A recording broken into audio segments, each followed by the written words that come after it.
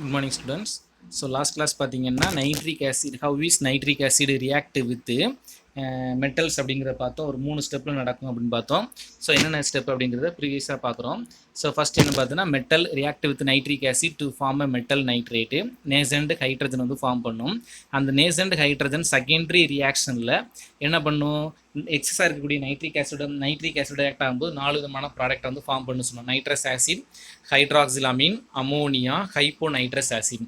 இந்த secondary product டெஸ்டரி ரியாக்ஷனில் 2 விதமான ரியாக்ஷனில் இன்வால்வ் ஆகலாம். ஒன்று டீகம்போஸில் இன்வால்வ் ஆகலாம், அப்படி இல்லை அப்படின்னா காம்பினேஷனில் இன்வால்வ் ஆகலாம். அப்படி ஃபார்ம் ஆகும்போது இன்னொரு 3வது ரியாக்ட் ப்ராடக்ட் வந்து ஃபார்ம் பண்ணுது.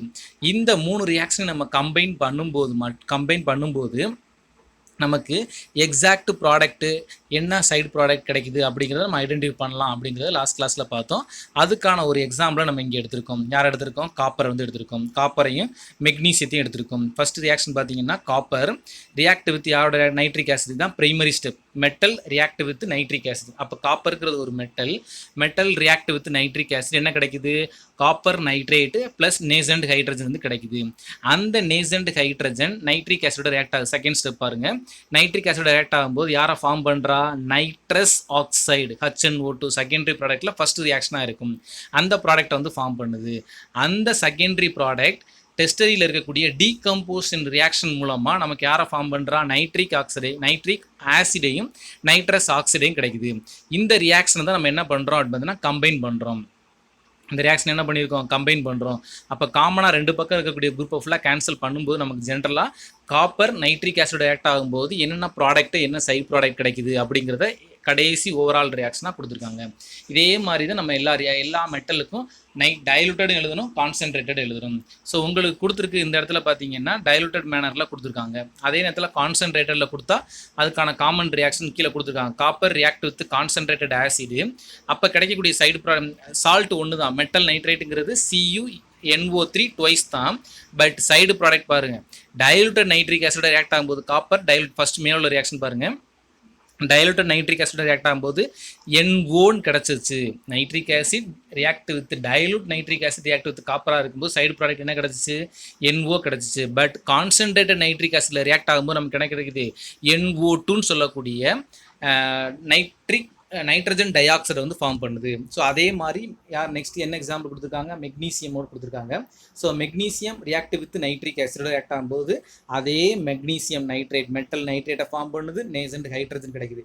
அந்த நேசண்ட் ஹைட்ரஜன் யாரோட ரியாக்ட் ஆகும்? செகண்டரி ஸ்டெப்பில் ஒரு நைட்ரிக் ஆசிடோட ரியாக்ட் ஆகும்போது இங்கே மெக்னீசியமில் பார்த்தீங்கன்னா அமோனியா ஃபார்ம் ஆகுது. செகண்டரி ஸ்டெப் வேரியேஷன் ஆகுது பாருங்க.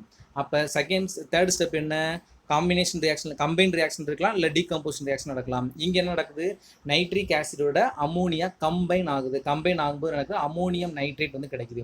அப்போ நம்ம டெஸ்டரி ரியாக்ஷன் ஏதோ செகண்டரி ஸ்டெப்பையும் டெஸ்டரி ஸ்டெப்பையும் நம்ம யாரை வச்சு தான் சூஸ் பண்ணணும் அப்படின்னு எடுத்துக்கிட்டிங்க அப்படின்னா ஃபார்ம் ஆகக்கூடிய சைடு ப்ராடக்ட்டு அங்கே NOன்னு ஃபார்ம் ஆச்சுன்னா அந்த ரியாக்ஷனை சூஸ் பண்ணணும். NO2ன்னு ஃபார்ம் ஆச்சுன்னா நம்ம அதுக்கான ரியாக்ஷன் செகண்டரி ஸ்டெப்பை நம்ம என்ன பண்ணணும்? டெஸ்டரி ஸ்டெப்பை வந்து என்ன பண்ணணும்? சூஸ் பண்ணணும். அப்போ அதுக்கான ரியாக்ஷன் தான் இங்கே மெக்னீசியம் வந்து உங்களுக்கு கொடுத்துருக்காங்க. ஓகேங்களா? இதுக்கு எவாலுவேட்டட் யுவர் செல்ஃப்லாம் நிறையா கொடுத்துருக்காங்க. அதை ஒர்க் அவுட் பண்ணிங்கன்னா உங்களுக்கே ஆட்டோமேட்டிக்காக இருக்கும், ஈஸியாக வந்து புரியும். ஓகேங்களா?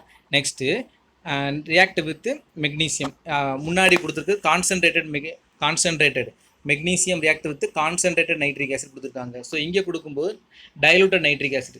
ஸோ அங்கே கிடைக்கும்போது அமோனியம் நைட்ரேட் NH4NO3 கிடச்சிச்சு. பட் டைலூட்டடோட ரியாக்ட் ஆகும்போது என்ன கிடச்சிருக்கு? நமக்கு N2Oன்னு சொல்லக்கூடிய ப்ராடக்ட் வந்து ஃபார்ம் ஆயிருக்கு. நைட்ரஸ் ஆக்சைடு வந்து கிடச்சிருக்கு. அதை நல்லா பார்த்துக்கங்க. வெரி வெரி இம்பார்ட்டன்ட், க்ரியேட்டிவான கொஸ்டின் கம்பல்சரி அப்படின்னா இதை கேட்கறதுக்கு வாய்ப்பு இருக்குது. ஓகேங்களா?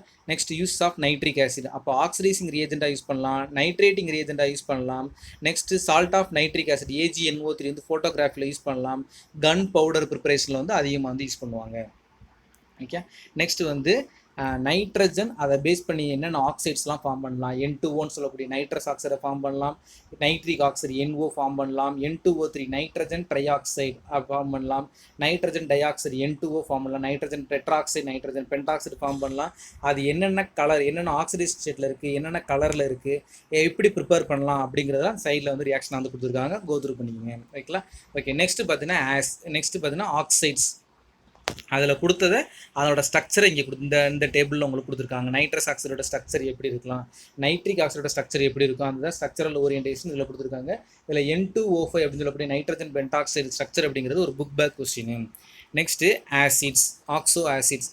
அப்போ நைட்ரிக் ஆசிட் நைட்ரஜன் எடுத்துட்டா நைட்ரிக் ஆக்சைடு மட்டும் ஃபார்ம் பண்ணாது, அதோட சேர்த்து வேறு சில ஆசிட்ஸை வந்து ஃபார்ம் பண்ணும். என்னென்னு பார்த்தீங்கன்னா ஹைப்போ நைட்ரஸ் ஆசிட் ஃபார்ம்லான்னா H2N2O2.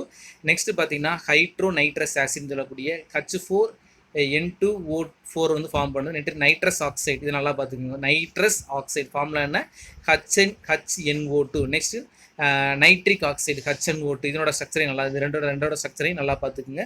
ரிப்பீட்டடாக வந்து கேட்பாங்க. ரைங்களா? ஸோ நெக்ஸ்ட்டு பாஸ்பரஸ் காம்பவுண்டை நெக்ஸ்ட் கிளாஸ் பார்க்கலாம். தேங்க்யூ.